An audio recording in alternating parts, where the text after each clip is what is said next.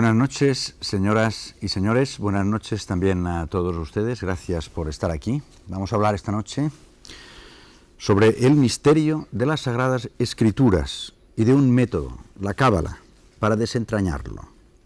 Dice Jacobo Gafarel que la Cábala, considerada desde su intimidad, es un sereno canto a Dios, un lírico poema al Creador, tímidamente pronunciado por unos hombres que supieron intuir la profundidad esotérica oculta tras las letras de la Escritura.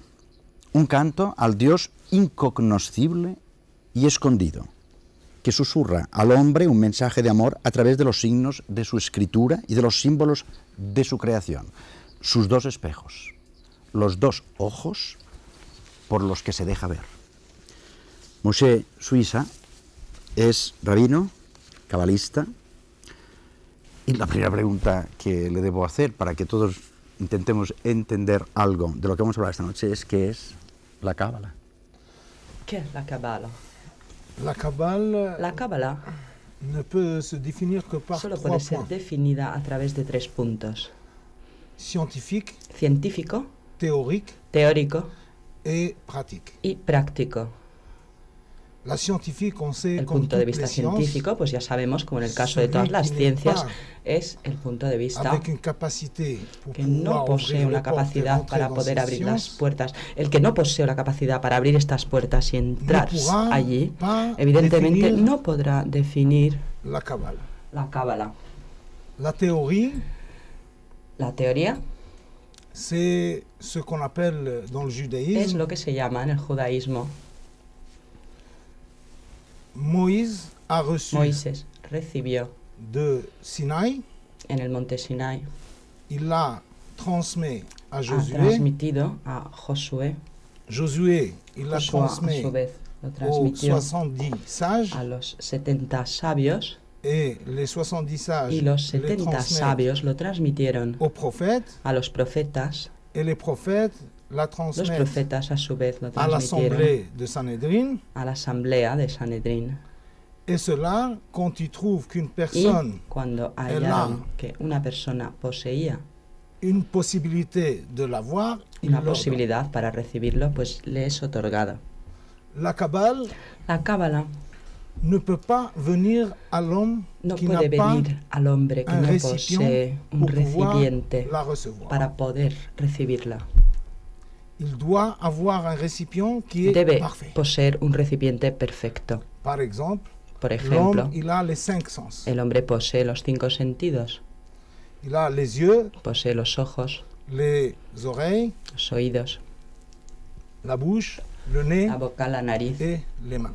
y las manos. Donc les 5 sens Por sont lo là. tanto, los 5 sentidos están Il ahí. faut qu'il fasse attention à ceux qui Debe l'écoutent. tener cuidado con lo que escucha, que no se trate de algo que Il faut le qu'il fasse queme. attention à ses Debe yeux, prestar atención a qu'il ne sus voit pas ojos, des choses que no qui vea l'aveuglent. cosas que lo cieguen. Il faut qu'il fasse attention Debe prestar à ce qu'il ne atención sente pas a no oler des choses qui peuvent cosas le déranger. que puedan molestarlo. Et il faut qu'il fasse attention Y debe prestar a sa atención bouche a su boca pour qu'il ne fasse pas rentrer des choses para no qui ingerir le cosas détruisent que lo et qu'il ne destruyan fasse pas sortir des y choses. que no haga salir qui cosas détruisent que eux-mêmes. destruyan de por Et sí. il faut qu'il fasse attention au Asimismo sens debe du prestar toucher, atención pour ne al pas sentido toucher des choses del qui tacto ne para lui no sont tocar pas cosas appropriées. que no le son apropiadas, adecuadas.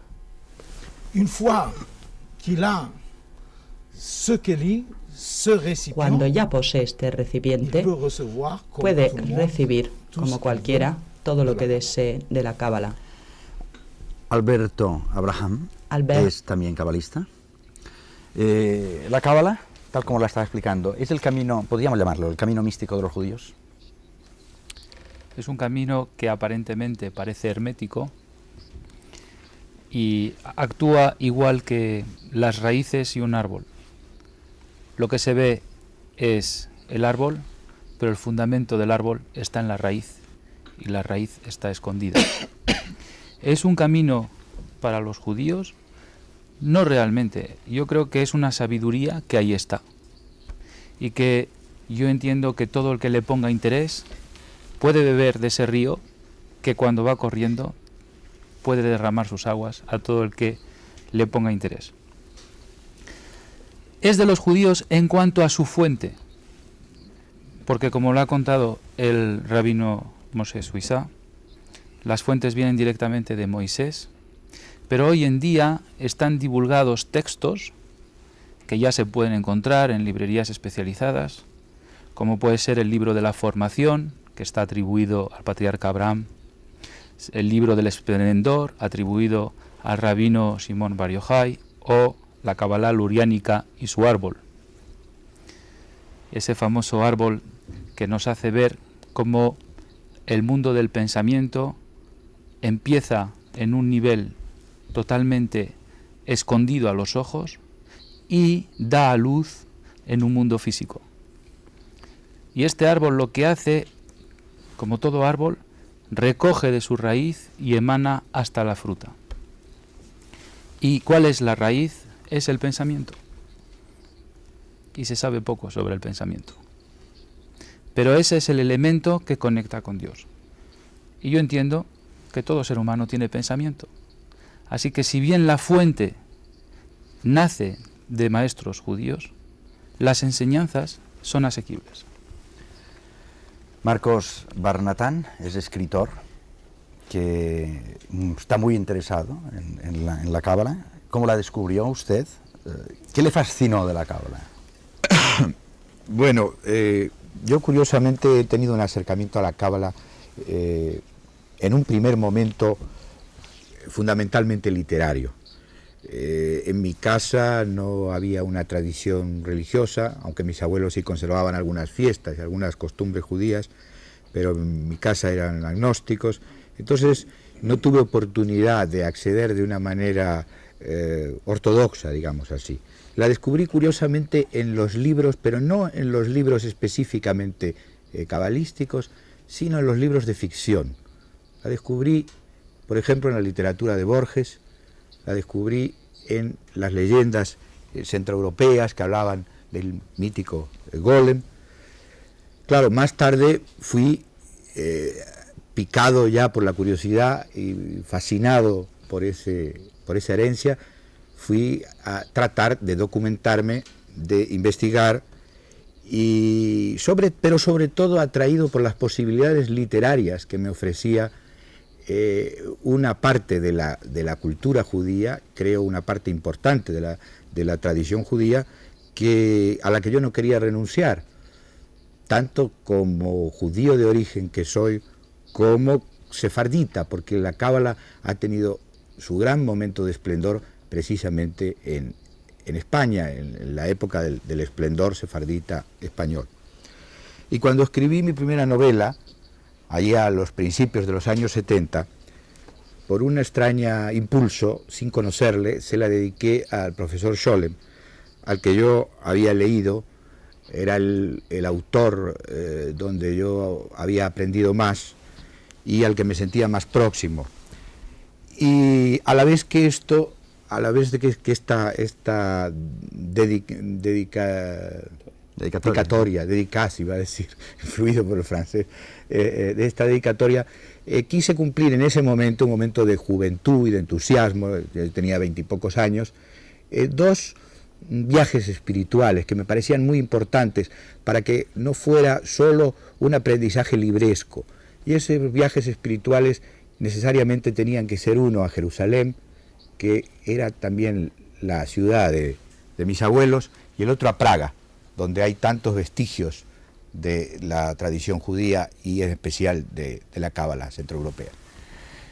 Sibila Pinonti es periodista que investiga los temas esotéricos. ¿Puede interesar esto que nos están contando de la Cábala, o la Cábala en sí, puede interesar a personas de otras culturas? No solo creo que puede interesar, sino que debe interesar, puesto que vivimos en un mundo con una falta de valores totales y finalmente toda la gente quiere volverse hacia otros planos de conciencia, porque realmente no oímos hablar de otra cosa. Entonces, por lo menos que vuelvan con un fundamento. Es de desear que la gente estudie Cábala, porque si no usan este sistema como base para estudiar un libro sagrado, no hay otro. O sea que no es que me refiera ya simplemente a que sería interesante que los judíos fueran todos cabalistas, evidentemente pues estaría muy bien, pero sino que si los mismos cristianos, incluidos los musulmanes, no miran sus propios libros desde esa perspectiva, no van a conseguir nada. O sea, cada vez se superficializa más el conocimiento de su religión y por lo tanto se hace cada vez más, no inútil, pero que no cubre esas necesidades para las que fue creada. Mario Schatz es también escritor, muchos de sus libros tratan de temas cabalísticos. La primera palabra de la Biblia, porque vamos a entrar en palabras concretas, la primera palabra de la Biblia es Bereshit, bara Elohim. ¿Podrías descifrarnos o desvelarnos el significado de esa palabra, Bereshit?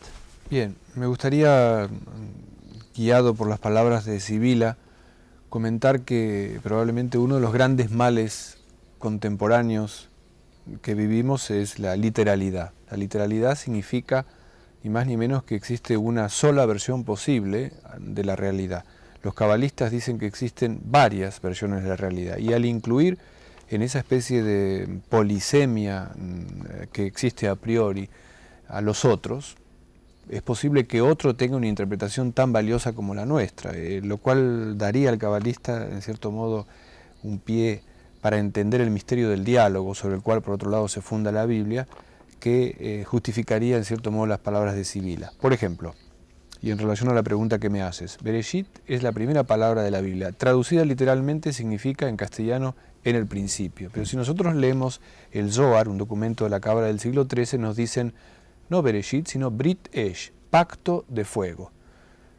Pero también Barashit, creó 6. Sabemos que se creó el mundo en 6 días, sabemos que el pacto del fuego tiene que ver con la zarza ardiente, tendrá que ver en la cábala cristiana con el Pentecostés, es decir, con la lengua del Espíritu Santo. Por lo tanto, ya tenemos un panorama totalmente polivalente de una sola palabra.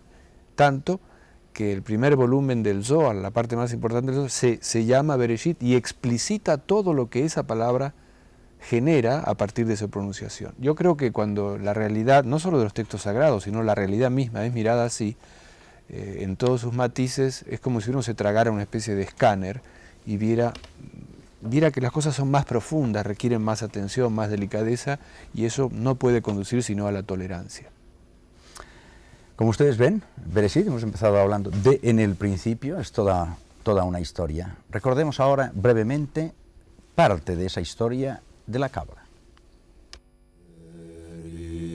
Cábala es un vocablo hebreo que se traduce por conocimiento o tradición, alusivo a un extenso conjunto de reflexiones místicas y esotéricas sobre el Antiguo Testamento. Los orígenes de la Cábala se pierden en la noche de los tiempos. Según cuenta la leyenda, estando Moisés en la cumbre del monte Sinaí, Dios le habló al oído y le reveló la sabiduría secreta de la Cábala. A partir de ahí, la tradición cabalística fue transmitida oralmente de generación en generación a través de los iniciados.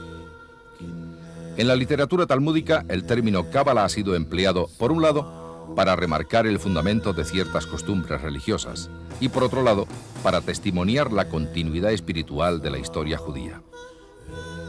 Los cabalistas admiten que la cadena de esta tradición se ha roto con frecuencia y que la revelación original se ha alterado y degradado a consecuencia de influencias extranjeras.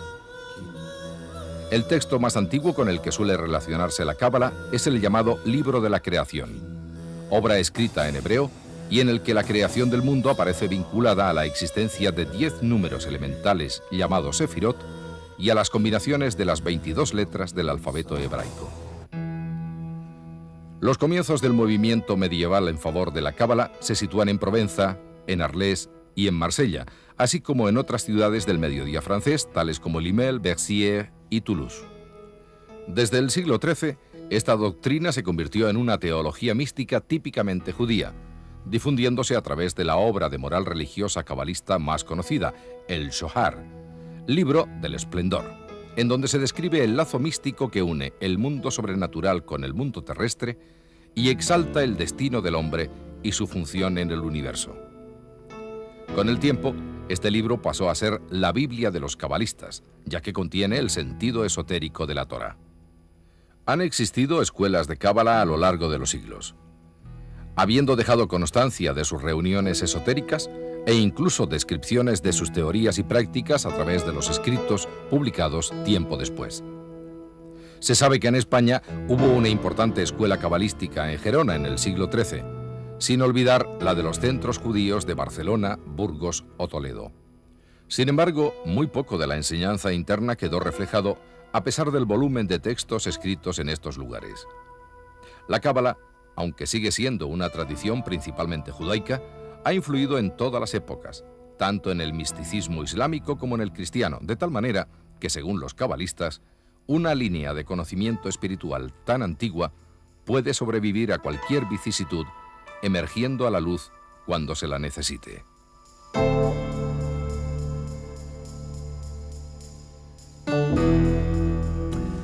Moisés Suïssa, ¿qué es la Torah? ¿Y qué relación guarda la Torah y la Cábala?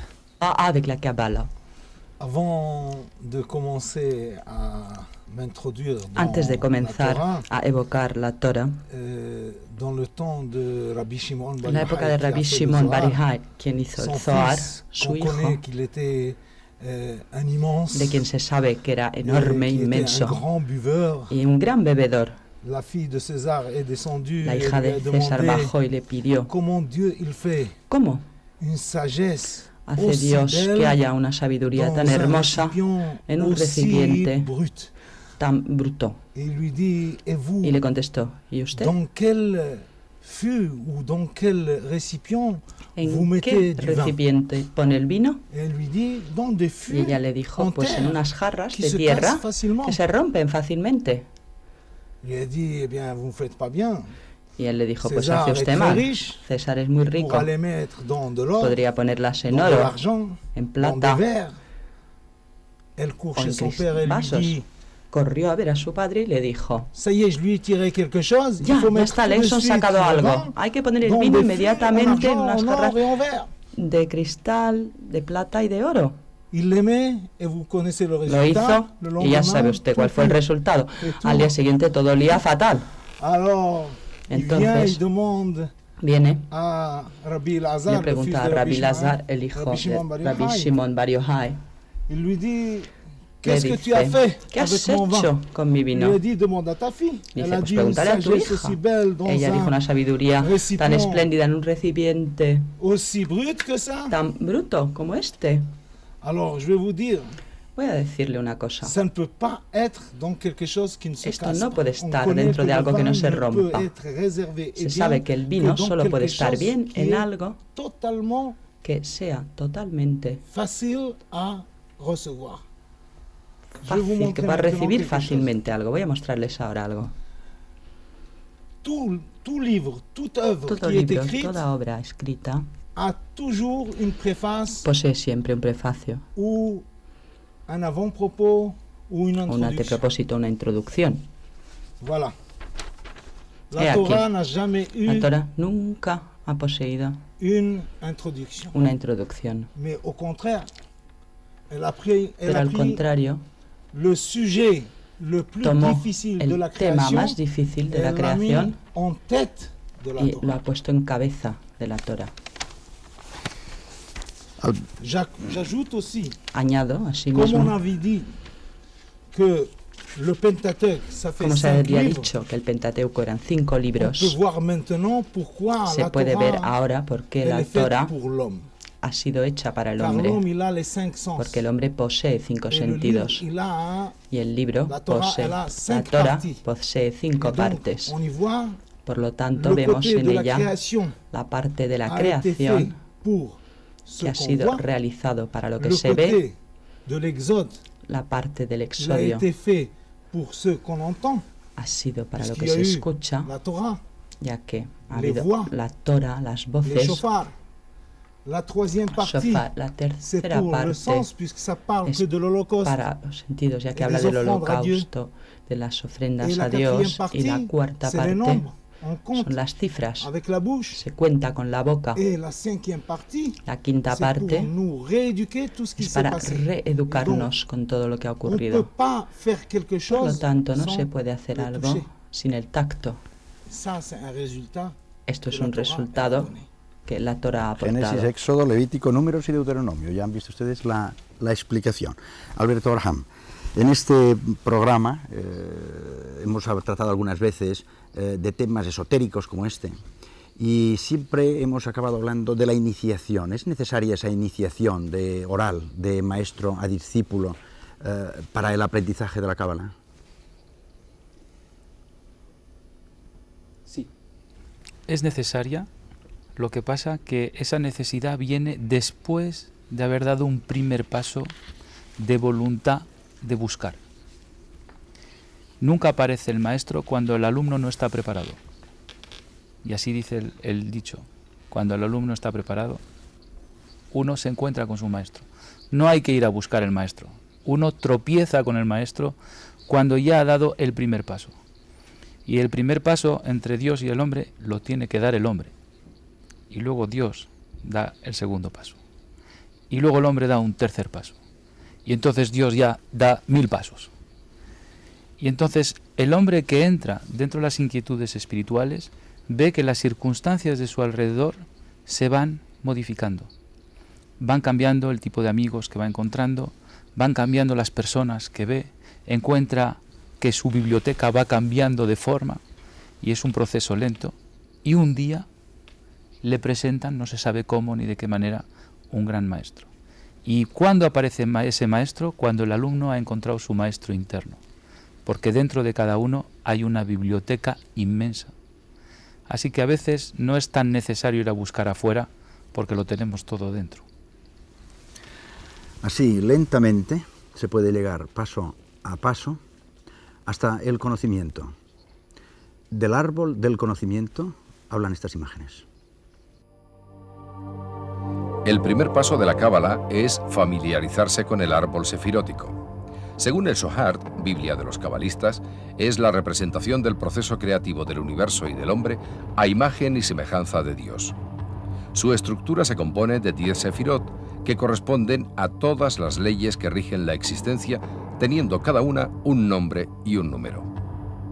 Están dispuestas en 3 columnas, de tal manera que las sefirot situadas en la parte derecha del árbol agrupan los principios masculinos y luminosos del universo y constituyen la columna de la misericordia. La parte izquierda del árbol contiene los principios femeninos, pasivos y oscuros, que forman la columna de la severidad. La armonía entre las columnas masculina y femenina se consigue con la columna del equilibrio, también denominada del alma o de la conciencia. El Zohar dice que es la columna perfecta, ya que relaciona las fuerzas luminosas y las oscuras sin perder por ello su independencia. En el árbol de la vida se indica el camino seguido por Dios, quien en un relámpago descendió desde Keter a través de la restante Sefirot hasta llegar a Malkut, la tierra o el reino terrenal. Keter, la corona suprema, es la primera emanación de la divinidad. Cuando el alma llega a esta séfira es que ha conseguido la unión con Dios. Jokma, la segunda emanación, es el padre del universo, la sabiduría. Se la considera la fuerza impulsora de todo lo activo, creador y cambiante. Binah, la tercera emanación, se corresponde con la inteligencia, madre del universo, pasiva y receptora. Hesed, con el número 4, es el amor, la fuerza masculina organizativa y constructora. Es el padre amante y misericordioso, el guía y el protector. El número 5 es Geburah, símbolo de la severidad y la disciplina. Es una fuerza destructora representante de la energía y el realismo.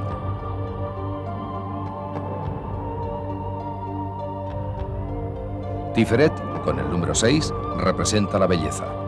Es la energía vital que equilibra las fuerzas destructoras y constructivas, la mortalidad e inmortalidad. El número 7, Netzach, simboliza la eternidad. Es la séfira de las artes y del ritmo, la fuerza masculina de la naturaleza y representa los sentidos y las pasiones. Hod, la majestad, es el número 8. Representa las cualidades superiores de la mente, como la intuición y la perspicacia, pero igualmente simboliza la razón y la lógica. La novena séfira, Yesod, fundamento o creación, es la base de todas las fuerzas existentes en Dios. Representa la creatividad. Malkut, la séfira que tiene el número 10, es el reino terrenal, un compendio de todas. Algo así como el hombre cabalístico que ha ido absorbiendo las características de cada esfera planetaria. es conocida como la desposada de Dios. La Cábala se propone reunir al Ser Supremo con su desposada perdida, remontándose desde la 10ª séfira hasta la primera. También suelen representarse las sefirot en la figura de un hombre cuya cabeza es Keter. Las 3 cavidades del cerebro constituyen otras tantas sefirot. Los brazos forman la 4ª y 5ª luz, el torso la 6ª, las piernas la 7ª y 8ª. La 9ª séfira comprende los órganos sexuales y Malkut, la 10ª séfira, que está sola, integra la imagen total del hombre y a su vez es llamada el área de la acción. Para reunirse con el Ser Supremo, el alma debe retroceder por ese mismo camino, atravesando la sefirot, lo cual supone un largo y fatigoso ascenso, dificultado por numerosísimos obstáculos. ¿Mística o ciencia? Hay una oposición en el mundo en que vivimos entre la espiritualidad, la mística o el mundo del conocimiento científico que dicen, ¿no? Marcos Barnatán, usted que conoció al señor Scholem, que le dedicó su novela El laberinto de Sion y que elevó a gran altura intelectual y cultural el campo y el método de la Cábala, ¿qué opinaría acerca de la importancia de la mística justamente en ese campo científico, entre comillas, cultural? Bueno, yo creo que pese a todo no hay una oposición, hay puntos de encuentro y precisamente la personalidad de Scholem sería un ejemplo de ese punto de encuentro. Es un hombre que tenía una gran carrera en Alemania como profesor en la universidad, era un hombre del grupo de Adorno, de Walter Benjamin, y de pronto un día abandonó todo, lo dejó todo y se fue a entonces Palestina, poco antes que se fundara la Universidad de Jerusalén, y allí se encargó de la cátedra de mística judía, y se dedicó toda su vida al estudio de la mística judía, del pensamiento místico, de la Cábala fundamentalmente, y curiosamente era un hombre que no estaba empujado por una fuerza religiosa, sino desde el ámbito del conocimiento. Para mí fue muy importante conocerle. Yo le había dedicado la novela sin conocerle, luego tomé ese atrevimiento, luego le pedí una entrevista y le visité un par de veces en Jerusalén en los años 70. Para mí era uno de los hombres, una de las grandes inteligencias de este siglo. No sé luego si sus estudios son o no aceptados desde el punto de vista religioso, pero su labor, digamos, científica, de búsqueda, de reunión de todo ese caudal que estaba disperso, ha sido muy importante, y su interrelación con la vida incluso de las otras comunidades europeas, ¿no? Yo tuve de muy joven un atrevimiento, que aquí voy a confesar, que fue que Carlos Barral me encargó escribir un pequeño manual sobre Cábala. Yo en un primer momento no me atreví a esto, pero guiado quizá por esa osadía que da la juventud, al final lo escribí. Hoy, desde luego, no me hubiera atrevido a semejante cosa.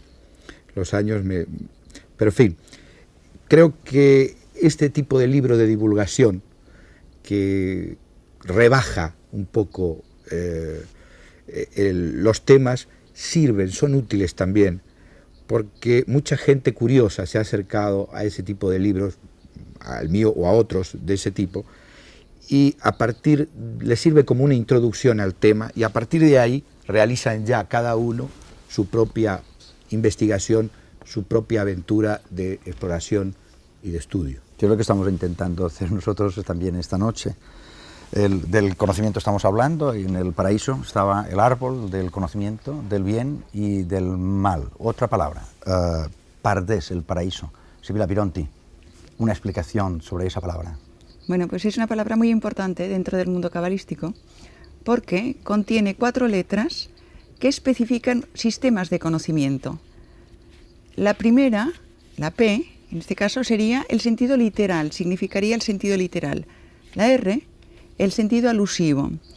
La D, el sentido alegórico, y la S, el sentido secreto. Ahora bien, cuando estamos hablando de esos 4 sistemas de estudio, dentro de un camino. En realidad de lo que estamos hablando son de cuatro estadios de conciencia.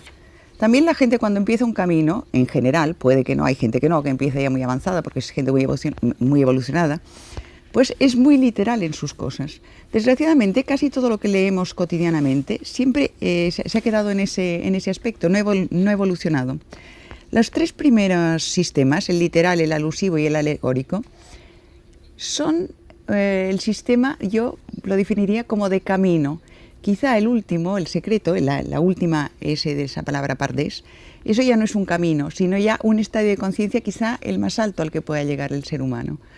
Y a través de estos sistemas se pueden encontrar formas de, hombre, no de ver a Dios, porque a Dios no lo ve nadie, pero sí de acercarse notablemente. Y de acercarse al pardés. De acercarse al pardés y de acercarse al sí mismo, y de acercarse realmente a la unidad. Y de el paraíso, acercarse a esta unidad, acercarse a Dios. Decía Sibila Mose Suiza, me decía también él antes del programa, yo quiero explicar y quiero decir que se puede probar la existencia de Dios, me decía él. Pues pruébelo. Se puede demostrar, sin lugar a dudas. Existen otras cuestiones que se plantea el mundo. A ver, demuéstrame que Dios ha creado el mundo. No es cierto que Dios crease el mundo.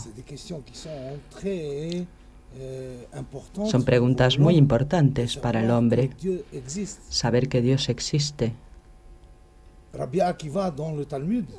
En el Talmud y en el Zohar tenemos esta historia.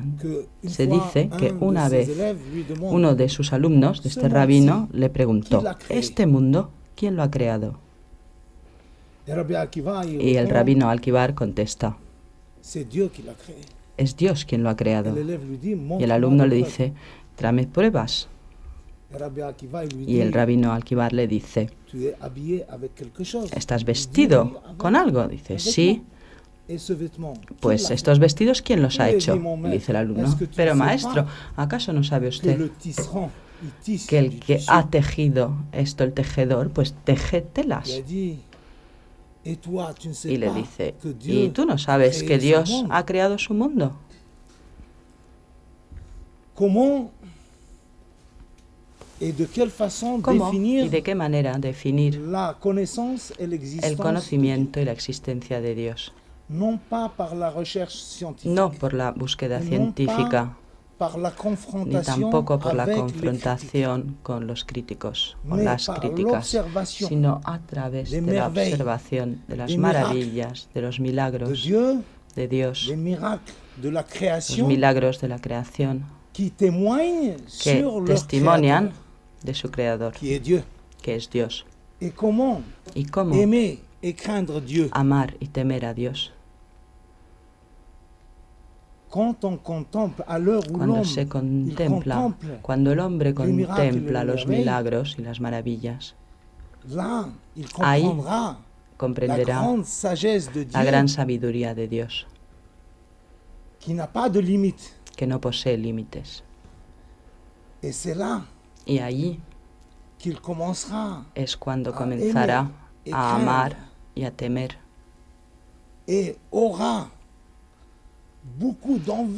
Y tendrá muchas ganas, unas ganas tremendas de conocer y de temer a Dios.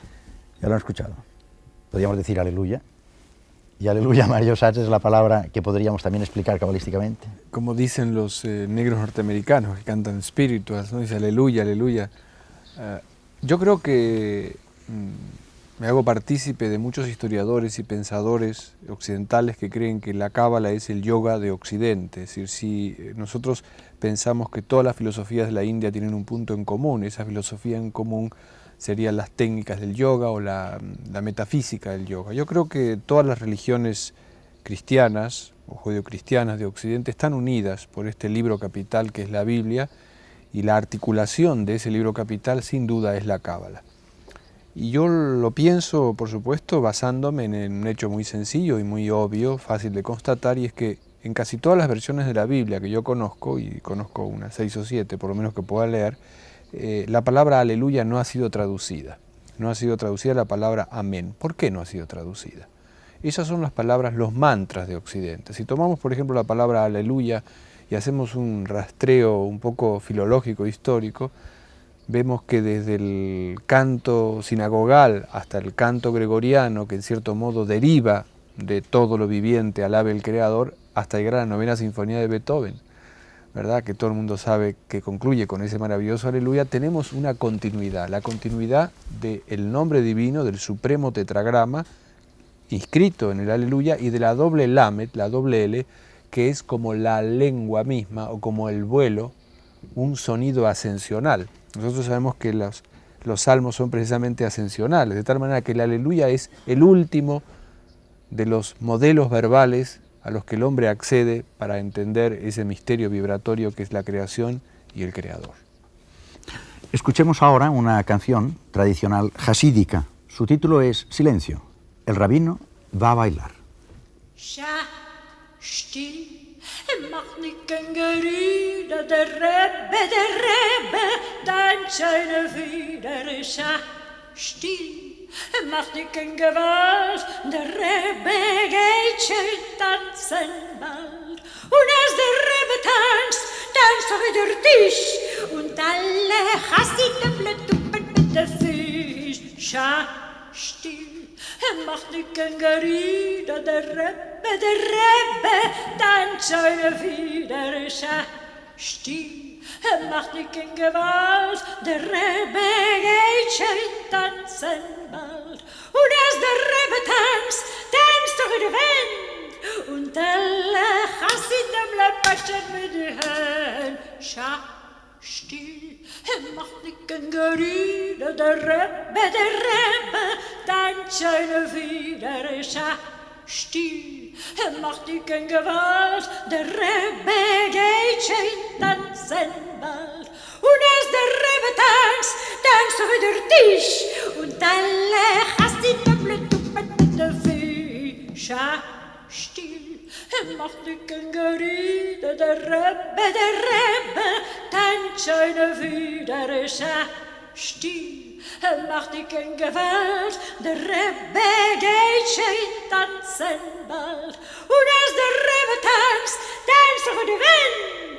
Und alle Chassidim lepatschen mit den Händen. Still,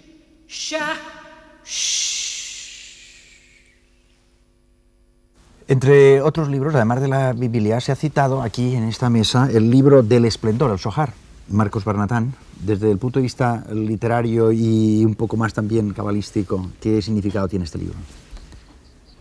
Bueno, el libro es, el Sefer HaZohar, el libro del Esplendor, es sin duda el libro capital del pensamiento cabalístico. Y algunos le han dado una importancia equiparable incluso al Talmud y a la Biblia, por lo menos lo ponen al lado, no es que estén en el mismo nivel. El libro, el manuscrito de ese libro se encontró en España, era un libro escrito por Moisés Ben Shem Tov de León a finales del siglo XIII. El manuscrito está escrito en arameo, curiosamente, que no era una lengua de uso en ese momento en España, pero el libro está atribuido a un santo rabino, Simeón Bar Joshai, que ha citado hace un momento el rabí Suiza, y efectivamente ese libro está guiado por dos elementos fundamentales del pensamiento y de la actuación de Bar Joshai, que son por un lado el poder realizador de la plegaria y por el otro lado la superioridad que se concede al estudio sobre todas las demás actividades terrestres. El Zohar fue definido por el profesor Scholem como la expresión de todo aquello que por su profundidad y su secreto está ligado a lo más íntimo del alma judía. Y nos recordaba también cómo los devotos jasídicos agradecían a Dios en sus plegarias haberles permitido nacer después de que el Zohar se escribiera y poder servirse de él de esta manera para poder conservar su judaísmo. Un mundo cerrado y hermético, a pesar de que Alberto Abraham desde el principio ha dicho que era ya un mundo completamente abierto a todo el mundo, a la comprensión de toda la gente. Hace falta quererlo, pero es cierto que existen dos mundos, un mundo sensible y un mundo inteligible. Parece ser que nuestra sociedad occidental se ha dedicado mucho al mundo inteligible, tratar de entender las cosas, pero no tratar de sentir las cosas. Así que hay dos maneras de vivir. Es como un fruto. Está la peladura y está el fruto. Y para acceder al fruto hay que pelar. Así que o vivimos hacia adentro o vivimos hacia afuera. O nos dedicamos a la comodidad o nos dedicamos a la felicidad. Entiendo la felicidad, lo que hay dentro de la peladura. O nos ocupamos de las adquisiciones o nos ocupamos de las circunstancias. Porque en definitiva la felicidad depende de las circunstancias. Y el hombre está corriendo y corriendo y corriendo detrás del control de adquirir cosas, en vez de correr detrás del control de adquirir, no de adquirir, sino de controlar las circunstancias. Así que yo entiendo que el mundo, hasta ahora, si bien está la enseñanza en manos de todo el mundo, la gente no se preocupa demasiado, digo yo, demasiado, y sobre todo en el mundo que nos rodea actualmente, no se preocupa demasiado de comerse el fruto, se preocupa mucho de la peladura. Y hemos resuelto, o tratamos de resolver el problema de vivir cómodos, pero no está resuelto el problema de la felicidad. Y yo entiendo que la Cábala es un camino para encontrar la felicidad. Un camino para encontrar la felicidad, dice Sibila Pironti. ¿Este es un camino solamente judío o puede aplicarse también a otras culturas? Le hemos hablado que podía aplicarse a otras culturas y de hecho se ha aplicado. Por ejemplo, nosotros tenemos múltiples comentarios de los Vedas. Pues la Upanishad, por ejemplo. Bueno, pues si la Upanishad es un comentario del Veda, es un comentario hecho a nivel cabalístico, porque es que si no, no se entiende, porque es que no tiene ninguna relación. O por ejemplo el Rig Veda, que me parece, no recuerdo muy bien, pero creo que es el Veda más antiguo. Si no hay una cábala detrás de esto, si no hay una simbólica de la palabra, si no hay una numerología de la palabra, que de hecho la hay porque luego se explicita en otros textos, es que es incomprensible, ¿no?, cómo se ha desarrollado. O sea, que efectivamente lo hay. Y además hay una cosa muy curiosa, por ejemplo, que eso es una invención, pero que la voy a contar. La Biblia empieza en el mundo de la creación, en el mundo de Beriyá o Briá. Bueno, pues yo creo que los Vedas empiezan antes, luego sigue el Antiguo Testamento y que hay toda una serie de libros que hay como una especie de revelación continuada al hombre. O sea, el hombre nunca ha estado sin revelación y la podemos descubrir a través de la Cábala en cada una de las escrituras que nos vayan apareciendo. Ustedes, por ejemplo, podrían pensar que el Padre Nuestro que nosotros rezamos, pues tiene una traducción exacta y medida, tal como nosotros lo conocemos. ¿Les gustaría escucharlo en hebreo y leer la traducción exacta del Padre Nuestro? Escuchen y vean. Avinu sheba shamayim, itkadesh shimcha, tavo malchutcha, yechasech retzoncha. כבשמיים כן בארץ, את לחם חוקנו, תן לנו היום, וסלח לנו על חטאינו, כמו שסולחים, גם אנחנו לחוטאים לנו, ואל תביאנו לידי ניסיון, כי אם חלצנו מנחרה. כי לך חם המלאכך וחגבורך וחתפארת לעולמי עולמים. אמן.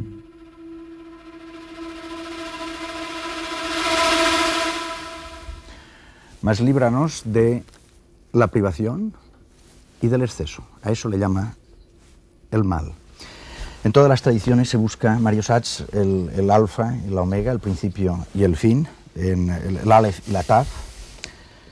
¿Qué significado tiene esa búsqueda de principio y fin, de alfa y omega? Bien, me gustaría agregar a lo que comenté antes a propósito de la Cábala como yoga de Occidente, que así como el sánscrito es el vehículo de un conocimiento sagrado en la India, nosotros podemos decir que en Occidente se inicia para la tradición judeocristiana con el hebreo, ciertamente, sigue con el griego y con el latín, y hasta prácticamente mediados del siglo XIX los pensadores, los filósofos y los estudiosos occidentales pensaban que había 3 lenguas sagradas. Hemos perdido, digo desgraciadamente y quizá me quede corto, ese sentimiento de lo sagrado ligado a una lengua, porque incluso en la reforma del Concilio Vaticano II, al perderse el latín, hay que decir francamente que también se ha perdido parte de un sonido mántrico, de un poder extraordinario que existía en la lengua, que no necesariamente debe ser inteligible o conocible, sino simplemente por su mera vibración transmite un conocimiento determinado. Cuando el Apocalipsis de Juan de Patmos acaba con esa invocación maravillosa al Alfa y Omega, que por cierto, por una rarísima razón, tampoco ha sido traducido en las versiones que yo conozco de la Biblia y se ha mantenido como Alfa y Omega en griego, nos damos cuenta de que esa mención que hace el escritor bíblico por boca de Jesús es muy, muy significativa cuando la transcribimos hacia atrás al hebreo, porque alfa y omega juntas no significan nada en griego.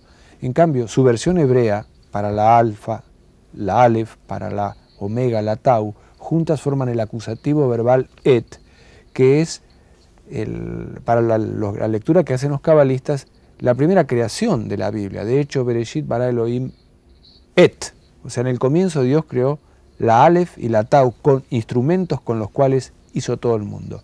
Como el Apocalipsis es en realidad el cierre rotacional de toda la Biblia, no podía ser menos que para la tradición cristiana un hijo de Dios o el enviado o el maestro hiciera nueva todas las cosas a partir de una comprensión a través de aquel acusativo verbal original que a través del Génesis creó el mundo. Y por eso, como decía muy bien Sibila antes, si nosotros hacemos solo una lectura literal de la Biblia, realmente no entendemos nada, no entendemos por qué un texto de esa envergadura y naturaleza sigue vigente hoy en todos sus múltiples sentidos.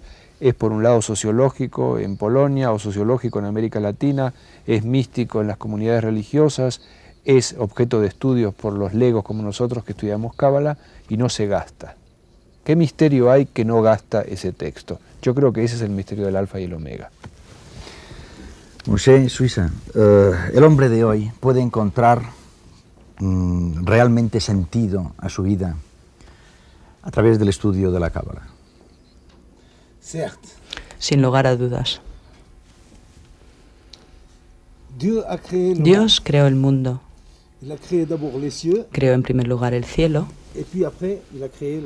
y luego creó la tierra. Cuando llegó a crear el hombre, lo creó de la tierra en primer lugar y le otorgó un alma que viene del cielo. Lo que el hombre no puede hacer, y que Dios sí puede hacer, pues a menudo hay muchas cosas en la Biblia que han acontecido y que el hombre no puede explicar.